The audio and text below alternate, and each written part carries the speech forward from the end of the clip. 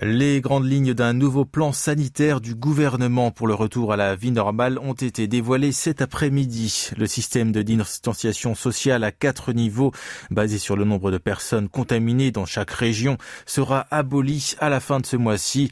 À la place, les restrictions seront allégées en 3 étapes. Tout d'abord, le couvre-feu des établissements accueillant du public sera supprimé le mois prochain et les événements de grande ampleur seront autorisés dès la mi-décembre. Enfin, fin janvier, les contraintes sur les rassemblements privés seront levées.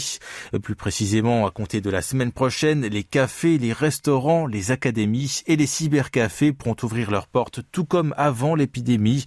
Les rassemblements privés seront eux autorisés jusqu'à 10 personnes, vaccinées ou non.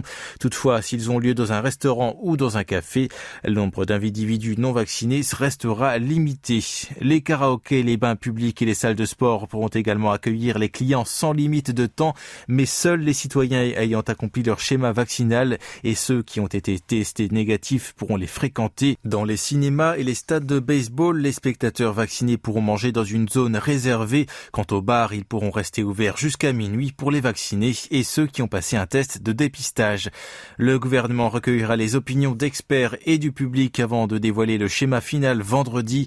En attendant, la Corée du Sud a enregistré 1190 nouvelles contaminations au Covid-19 ces dernières 24 heures. Le chiffre a baissé de 230 en un jour, mais se maintient au-dessus des 1000 depuis 111 jours. Le taux de vaccination complète s'est établi à 70,1%. La proportion de ceux qui ont reçu la première dose uniquement frôle les 80%.